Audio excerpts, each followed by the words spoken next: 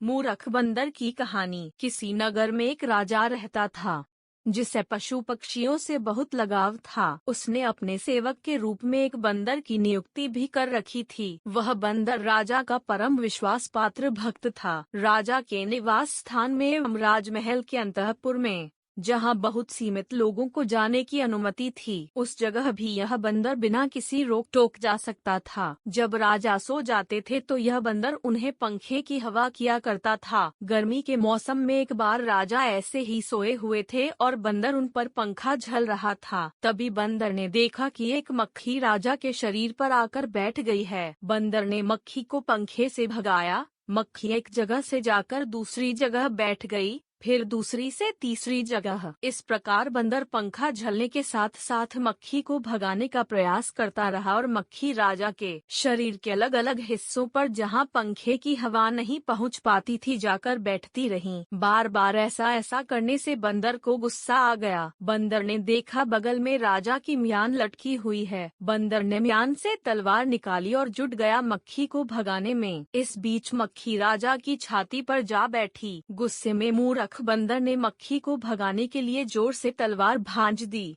मक्खी तोड़ गई, लेकिन तलवार के इस चोट से राजा जी के दो टुकड़े हो गए। इस कहानी से हमें सीख मिलती है कि हमें अल्पज्ञानियों से तथा मूर्खों से बहुत गहरी दोस्ती करने से बचना चाहिए। इन्हें अपनी निजी जिंदगी में बहुत अहम स्थान देने से बचना चाहिए, क्योंकि कई बार अतिस्क्रियता की वजह से ये हमें हानि भी पहुंचा सकते हैं। इसलिए कहा गया है, मूर्ख मित्र से विद्वान शत्रु अच्छा। धन्यवाद।